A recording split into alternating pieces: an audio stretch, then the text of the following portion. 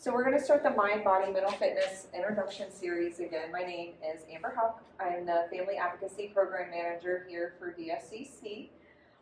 So the purpose and focus of Mind, Body, Mental Fitness is to just, one, I want to focus on the mission and vision of just family programs in general, not always looking at the negative aspects of what comes with my program, but also how we can just be more resilient in the workplace, have a better work-life balance, and be mind, body, mentally fit.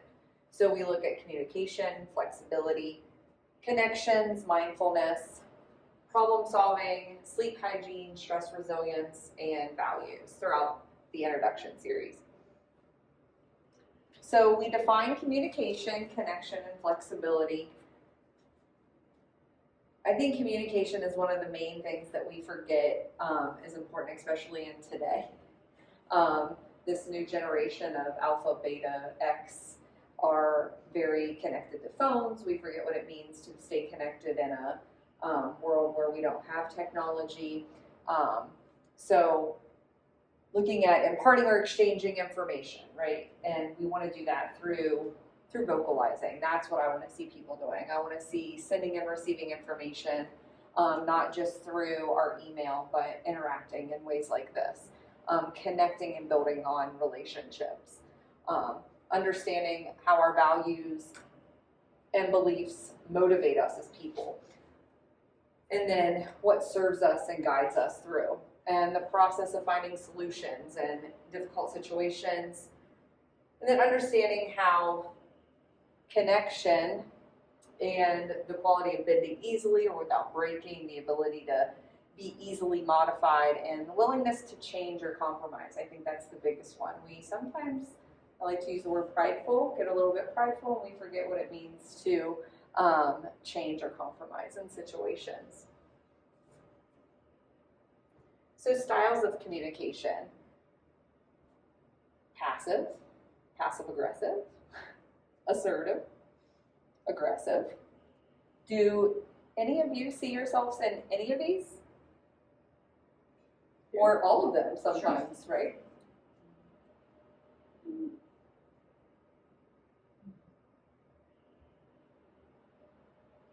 Sometimes I hate to admit it, but a little passive aggressive, right? A little sarcasm thrown in there. Do you look at these and say, like, I really feel like I'm here, like I'm yellow, orange, red, or green? Which one do you care? I'm green. Green? Yeah. What about for you ladies? And it causes a lot of problems. Being assertive? Oh, yeah. I feel like I jump depending on the situation. Yeah. Who I'm talking to. What are some of the negatives of being in the green? People don't tell me what they're thinking. They become intimidated by me, so I don't get their input. So I've learned because of that, I can't stand up and talk to you. If I gotta talk to you, I'm gonna come over here and I'm gonna be beside you because my tone is so assertive. If I'm here, I've intimidated you. But I've learned to come here and we'll be partners. And it took me 30 years to get to that. That's a good example. That makes a big difference if I'm with them instead of opposed to. Yeah. That's like coming on somebody's level, right? Just and be in like honoring space and not feeling like if you're here and they're back there, we're not yelling at them, so we're not asking those questions. Like, and I think another one for situations like this is what I'm seeing is I actually just had this conversation last night with an individual who was talking about communication with a significant other, and they were like, they just called me X, Y, and Z basically. And I'm like, well, that's, really, I'm not going to say what they said, but that's really hurtful. Like, do you foresee yourself behaving like that? Or how was your tone? And, trying to get those things out. And come to find out, like, this whole conversation was over text message. Yeah. So now I'm going, well, I don't understand. I need you to explain why they would believe that your tone was a specific way when they couldn't hear you or see you speaking. So they're making assumptions based off of what you wrote to them. And I think that's where we use these types of things in response when we're communicating with people, because we're so used to that communication sometimes that we just automatically go to, well, I know they have to be aggressive or being rude, or they're just being aggressive in general, so I'm going to call them a nasty whatever, and I'm going to go on about my day. But if they would have maybe picked up the phone or went to that person in person, they might have been able to explain a little bit better what they were meaning by what they wrote, and then they might have been like, oh, that, I'm sorry, you know, and then that's when we have to use those, put our pride down for a minute and be able to apologize, right? Are we listening? This is my favorite, because we can say we're listening, but are we really hearing individuals when we're talking to them, right? Are we being mindful? Are we aware of what our counterpart is putting out, or are we just bored? Especially with people like Peter. He's not listening to anybody, ever. He doesn't have to. Right? He's never listening to anybody. And then even here at work, you never listen to me. You only hear what you want to hear. Sure, I'll have a beer. We're typing, we're multitasking. I am very guilty of this. I hear it all the time from coworkers. I'll wait. I've heard that before. I'll wait, Amber. And I am very good at multitasking. I will then repeat everything they just said back. But that's because I'm very busy, so I've been able to do that. But I know lots of people who cannot, and they will come back and they will respond in something that has nothing to do with what this person has just spent 15 minutes telling them. So just being aware that if we are talking to somebody, we're putting down everything else, we're really paying attention. Maybe we're turning our chairs, maybe we're, you know, stepping out from behind our desk, we're doing those things. Or just being honest, not assertive, not aggressive, not passive, but just being like, hey, I'm really busy right now. I'm going to try to do two things at once because I got to get this done. Or do you have time to come back later?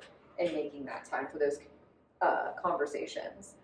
And then, right, the single biggest problem in communication is the illusion that it has taken place. Sometimes we think we hear things and we don't hear things. Sometimes we do hear things and they forget what they said. There are so many things that can go on with that one statement. So I love memes, I love quotes, because they allow you to think outside of the box when it comes to things like communication, relationships. So how do we gain an understanding of flexibility? I mean, this isn't like flexible like we're going to go and do Pilates. This isn't yoga. This is being flexible in our everyday life, right? There you go. We can move forward too. So being flexible, right? So it says to like bend without breaking. Okay, sure. That is, you know, my meeting getting canceled this morning, and then 30 minutes before I have another meeting, I ask if I can go to the meeting that I was supposed to be in, you know, later. And it's like, so I was a little bit flexible. Did that really work with my schedule? No, because I had other stuff I wanted to get done. But that's, you know, it didn't break me. It didn't cause my day to go down the toilet. It just was, this is how I'm flexible in my work life, right? I can also look at it in my daily life, you know, like kid gets sick at school, or maybe there's a car accident, or the snow, or whatever, but you knew you needed to be back to work yesterday or today, and you couldn't get here because of snow or wherever you live. So being able to understand situations as they come and being flexible to get through them and adjusting to that change, not creating more stress on ourselves because of the change. And I think that's the biggest thing that we tend to do, not only as kids but as adults, is we put more stress on ourselves when change happens. I can say I got a schedule change for my daughter for cheer, and it was like a meltdown automatically. She had no idea what the change was, but I said it, and she was like, all the things of a typical preteen girl. And so I write it down, and then I hand it to her, and she looks at it. And all that earlier stuff was now null and void because she was like, oh, I totally understand why we have to do that. Cool, let's move on, right? So just let's not create the stress until we know that there may potentially be a need for stress, right? And stress is okay. There is good stress and there's bad stress. And then adapting to those new situations easily. Oh, my clinical brain comes out when we talk about thoughts, feelings, and emotions. This affects all your communication. It affects your flexibility. It affects how stressed we are. It affects how we interact on a daily basis. When we think about thoughts, feelings, and emotions, I always go back to my triangle, right? And when I do therapy with individuals, and I say we have a thought at the top, right? And that thought will in turn create some sort of feeling, right? So a thought, a feeling, and then we're going to have an emotional reaction or behavior. And that emotional reaction or behavior is always at the bottom because it's going to go right along. It can keep going or we can make it stop. The one thing is the thought can stay the same, but we can always change the feeling on it, right? So thoughts of ideas, attitudes, perceptions. It goes back to listening to somebody tell me that somebody was very negative to them in communication, but then finding out it was through a text. So now trying to understand how would that feeling change if those people would have been in the same room together and communicating effectively, right? So the emotions behind that are sad and mad and frustrated, surprised, anger, hurt, resentment, all these things that we have when we have different thoughts, right? So then we end up having these emotional behaviors related to it. And so those can be anything from calling somebody something completely awful, not doing something that we were supposed to because communication got mixed up, and then I didn't touch it. Maybe it's on the timer. So just understanding that all of this will, again, vary in degree and intensity, and usually, your thought can always stay the same, but you are able to change the feeling on it and how you react to it. Does that make sense? Sure. So connections between our thoughts, feelings, and emotional behaviors, right?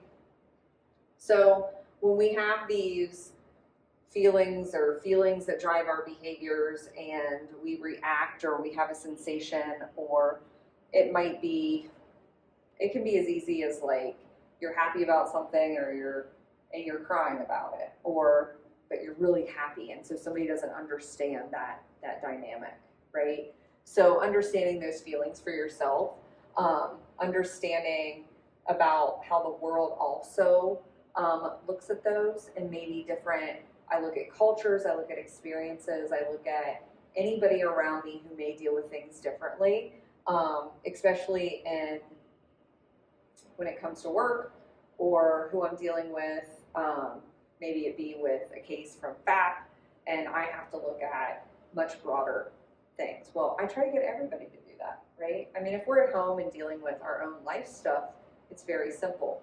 But if we're at work and we're dealing with a new coworker and they may react to things differently, maybe that's part of culture. Now we have to kind of learn how to not only teach ourselves, but teach them maybe, I don't know, proper ways to cope at work.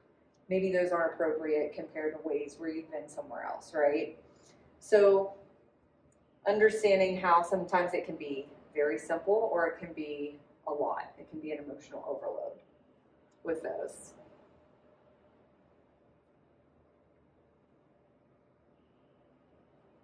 So dealing with these. So for me, I'm always about talk it out. Communication is always key. We can talk anytime. My office is always open. I tell everybody that. If you need to talk, you can come to my office anytime. Well, as long as it doesn't say like conference in session.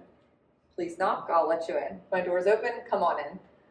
Identify those triggers that affect those communication styles or affect our values in some way. It's very easy to get wrapped up in other people's stuff especially at work or in kids' sports or family drama. So understanding what is it that's really getting me, right? Like what is that underlying like kick that causes me to maybe act out in a way that it's more stress on me than not. Relaxation. We get into that in the last one. That's mindfulness, right? Mindfulness for stress. How do we do mindfulness? It may be that we go home and we make dinner and we watch our favorite show, and I tell all my clients I want them every night to write 3 positive things before they go to bed. I don't need you to journal a whole book, but man, give yourself 3 positives before you go to sleep. You know how productive that is for your brain functionality to say, even if it was a really bad day, writing down 3 good things from your day, and that can be anything from I got out of bed, I ate, and I drank water. Because those are the 3 things that you need to be able to do to not fall into a space that could technically become a clinical space of like depression where you need to see a doctor. So the idea is to allow yourself to say, no, those are positive because 1, I got out of bed. I didn't allow myself to stay here. Unless it's like a day off, that's okay. And this is what I want to do today. I want to stay and watch like Netflix and chill. But again, you're probably going to get up and get like some popcorn or some water or whatever. So just making sure that we're fueling our body, we're hydrating our body, and we're moving around. If you do those 3 things, those are positive. If you've had a great day, you can write down all the positives. Maybe it's I got to see my kid, or I planned a vacation, or work was actually productive. I wasn't interrupted. I got an email that didn't have to be a meeting, like those types of things. So writing those down before you go to bed, it doesn't require a long journal. It doesn't require, but if you'd like to journal, that's always good too. So those are some things for relaxing. Question your thought patterns. Am I being positive?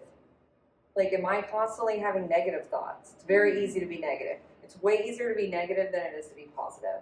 So taking that negative thought process and turning it positive. So am I seeing that, God, the traffic is always bad, I don't like, and I'm complaining, and I've got some road rage every time on my way to and from work. So how do I change that? Well, guess what? There's nothing I can do about this.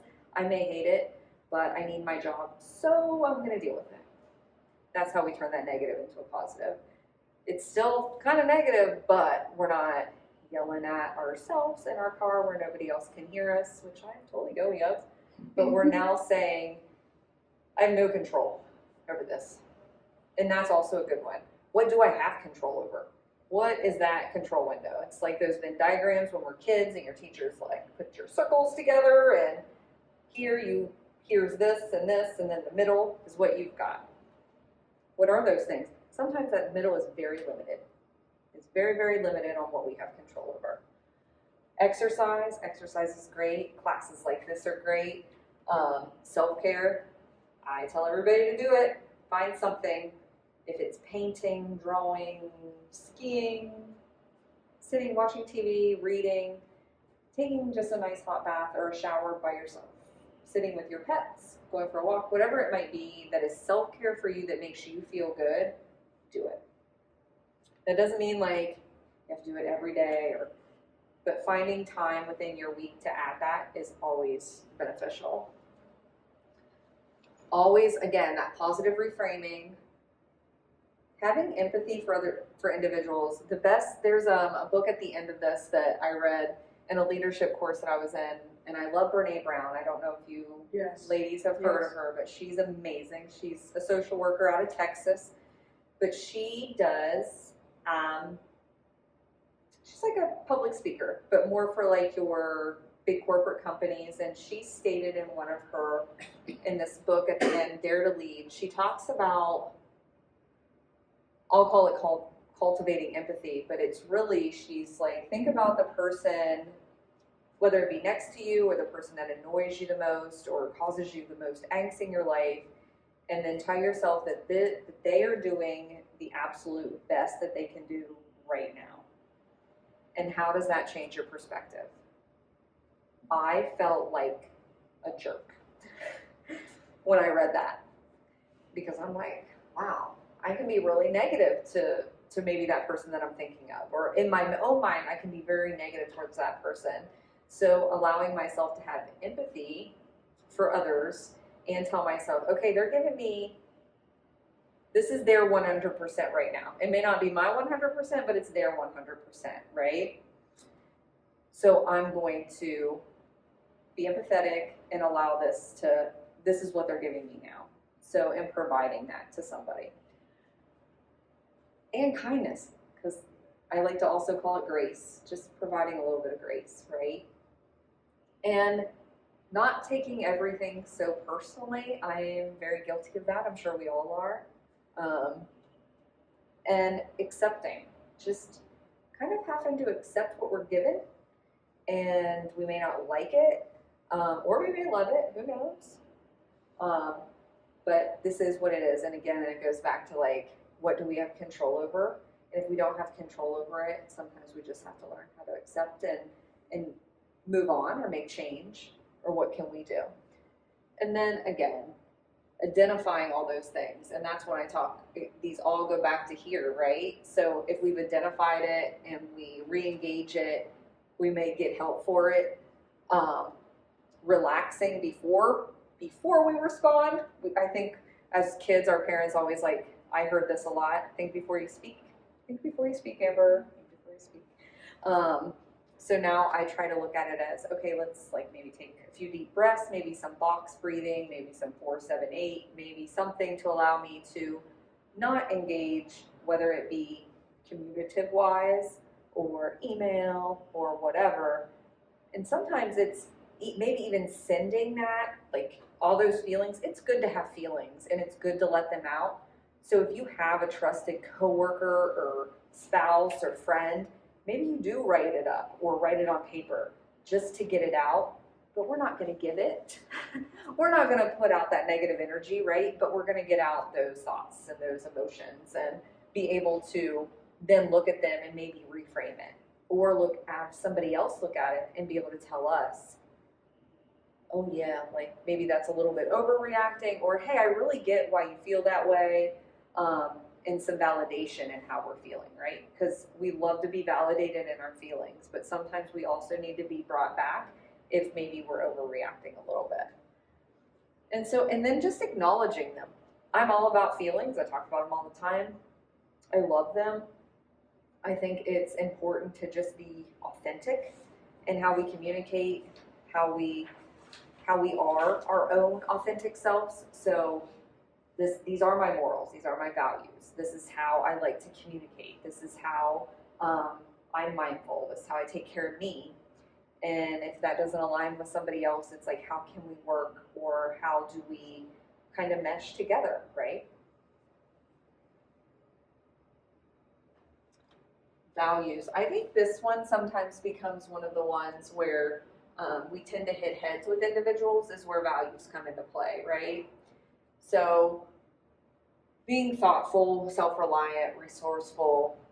My biggest one is always using common sense. I say that a lot. Appreciation of social issues, problem-solving skills, processing are critical parts of daily life in organizations and in our outside life, right? I feel like I'm constantly problem-solving. I don't know if you guys feel that way, but I feel like I feel that way. If it's not work, it's my kids. If it's not my kids, it's my animals. If it's something. So being able to identify and understand opportunities in our environments that we can have control over all these things, right? A big one that just went down is politics, right? So how do we have control over that? We don't. We move on, right? It hits us. I feel like, yeah, so we'll just go on to strategies, right? So because it does fall kind of in line here with values and problem solving, right? So we have to have, how do we navigate when our values don't align with things that are important, right? So we have to be self-aware, right? We have to have self-control over our actions, those thoughts, feelings, and behaviors. We can be assertive in how we communicate. That is okay. As long as you're kind in what you're putting out and it's thoughtful, there's nothing wrong with being an assertive individual. Collaborating with your team, with your family, with your friends. Collaboration is great. Problem solving, sitting down, talking it out. It really does go back to identifying it, understanding it, maybe having to write it down. Having empathy and listening to other people and things that they're putting out. We can't get to yes collaboratively if we are worried about offending somebody in the group, right? So allowing people to be able to put out things that they want to talk about, allowing for them to be heard. I'm so done.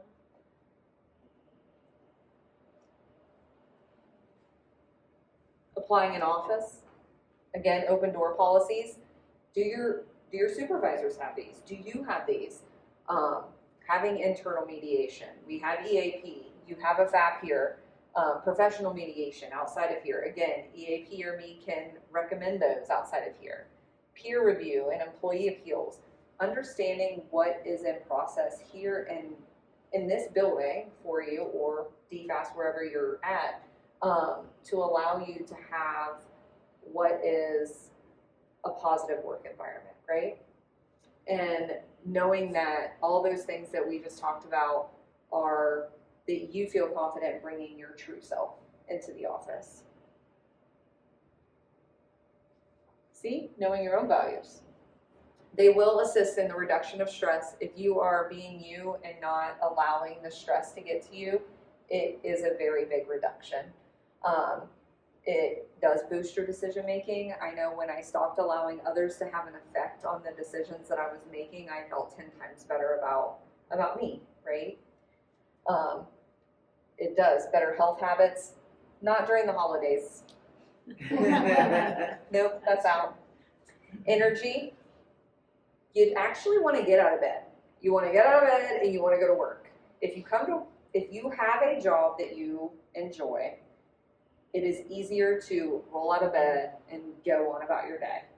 If you feel like you're being heard, if you feel like your values are important, you feel like what you're bringing to the table is important, all of those things. And if you don't, that's where I go back one and I say, these are why these things are here, and this is how we make change in our environment. Again, I love that assertiveness is on here so often, Karen. I'm going. Yes, I love self-confidence, right? Sometimes it takes a lot for people to grow and have self-confidence. That does not mean that this is bad, being assertive. It can be very good. And then communicating with passion, that's that empathy and ability to make wiser choices on events, and that's all sorts of things. I know that there have been times when I made choices, life choices, because of work environments that this one is key. I moved across the country for this job because my work environment was that bad. That was a big choice. Was it good? Yes. But probably not fully thought out. Really. Really not fully thought out. However, it met all the things at the time. But great choice. Again, but we want to make good decisions based off of feeling confident, knowing that we're in a good headspace and we're not thinking because we're stressed or anxious or whatever it might be. When we think about, again, here it goes, the core belief cycle of beliefs, thoughts, feelings, actions, and experiences, right? And what are the situations, right? What are our situations? Are we coming to talk about work? Are we coming to talk about spouse? Are we coming to talk about our own, just like mental health? Like, I don't know why I go to work and I feel anxious. Well, what has changed, right? Asking ourselves those questions. What's new? What's happened? What's been going on?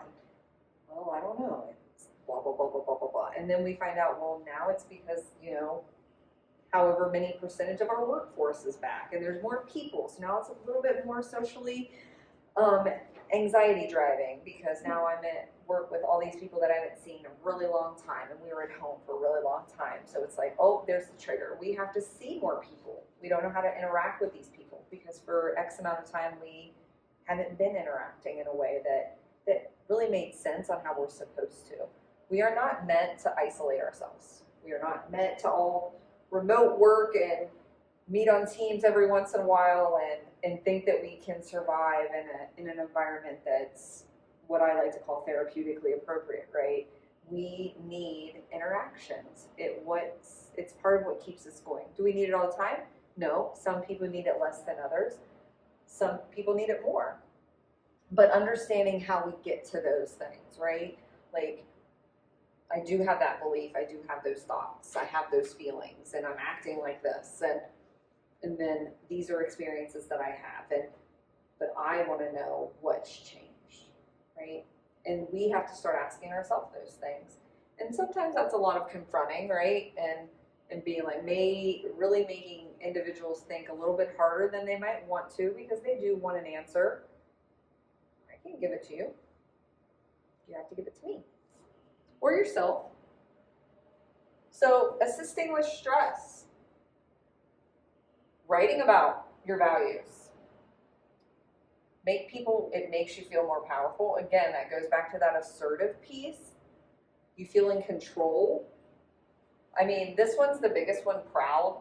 I think that is one of the biggest ones I've seen, not only like for self, but in other individuals that are finding themselves to be more vocal in how they present themselves, whether it be at work or with friends. And it also makes them feel strong and more connected. Also that empathy towards others, that is one of the biggest ones. I've never really understood the increase in pain tolerance. I feel like it's there or it's not, but if we're feeling strong and powerful and empathetic and connected, then maybe we don't notice when we get our COVID and our flu shots as much as we did prior. It also does enhance self-control, because now you are thinking before we're speaking. We're thinking before we're acting. We're making it a point to really engage in our own thought process, right? And it does reduce any unhelpful thoughts or emotions that we might be wanting to put out, right? When we become reliant on our own personal values, connections. Any questions here before it moves on its own or I move it? So just basic steps of reflection, being aware, and this is for problem solving, right? Gathering information, analyzing it, implementing plans, envisioning those. And those can be for anything. Those can be our New Year's resolutions. Those can be our SMART goals of those small intermediate things that we want to do. I talk about those all the time. I think everybody should have a SMART goal. Once you accomplish that, you make another one. It's small, it's obtainable, it's time manageable, you can measure it, right? And you feel good after you're done. Like, one, you've set a goal, you've accomplished it, and now you're moving on to another one. Any questions on problem solving?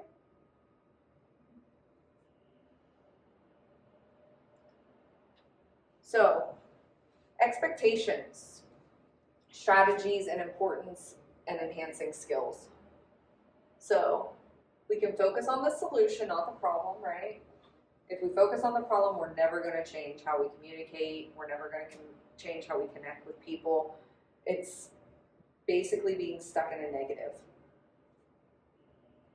Make it simple. My thing of simplicity is, be apologetic. Don't be prideful. Allow others to hear and allow others to speak, right? List out as many solutions as possible. Think outside the box. And use language that creates possibility. Like, we don't want it to be overwhelming when we're thinking about enhancing how we change things. Like I said, like those 3 positives before we go to bed. That's so easy. That's way more simple than me telling somebody, hey, I want you to journal every night about your day. It's a long day sometimes. And then we end up just not doing it. So let's make it easy, right? But also being realistic about it.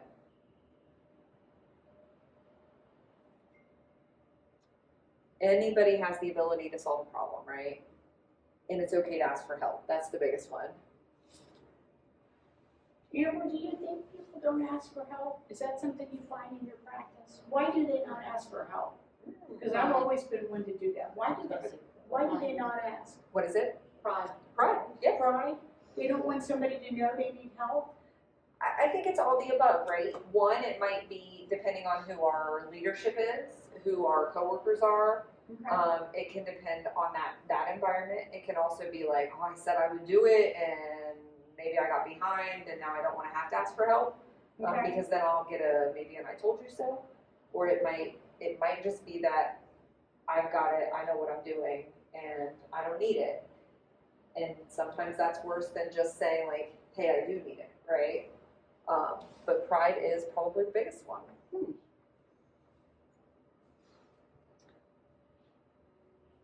I love that this says that every day you'll be faced with at least one problem to solve.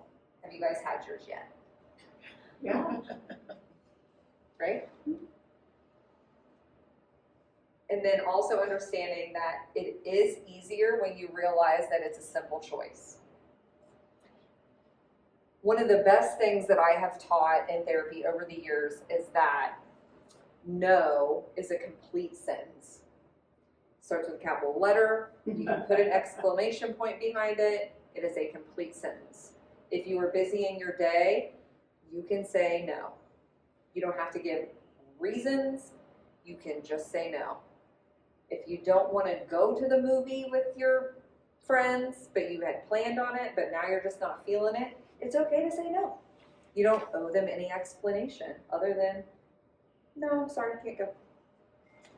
They want to ask you 100 questions about it, that's fine. You don't have to indulge it. It's okay to say no. And there should be nothing scary about that. Or having to decide how to solve a problem, right? It's okay. It's okay to ask for help. I ask for help all the time. We know that they're sometimes hard to understand and to deal with, and we know that they can be centered around tasks or situations or people or all sorts of things. It can be the weather, it can be parents, it can be kids. We just had this series on elder care. You can think that maybe a parent's getting better and then you go back to work and now we're going backwards. And now you have to figure out how to juggle work and taking care of an elderly parent. That is stress, that is a problem. How do I fix it, right? We don't want those to be difficult. We want them to be easy. How can we make those easy, right? And that's where we get strategies, right? What worked before, we're brainstorming it. We're utilizing all of our tools. So communication through those tools that we had before. Making lists, again, draw it out. Legit, that is probably one of my favorites. I do that a lot. If it is like I gotta move things or I've gotta do things, we do them for every event we draw it out. There's a map. Where are things gonna go? How are they gonna be set up? Because if I don't, I'm losing my mind. Act it out. I mean, that might be fun. Act it out. Cool. It takes me back to school a little bit, you know? I love quotes for comfort. They're some of my favorite. The measure of intelligence is the ability to change. My son dressed up as Albert Einstein one year for Halloween. That's cool. Yeah.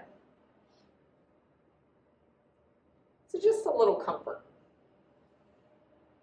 So these, we will send these, are all different, like active listening worksheets, assertive communications, blindfold guiding, generating alternate solutions, TED Talks. I'm a big fan of TED Talks.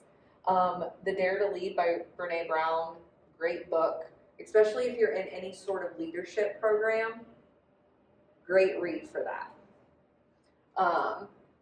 And then just some other TED Talks and 15 problem-solving books, and free downloads. The Happy Manager that I like to put out. Any questions?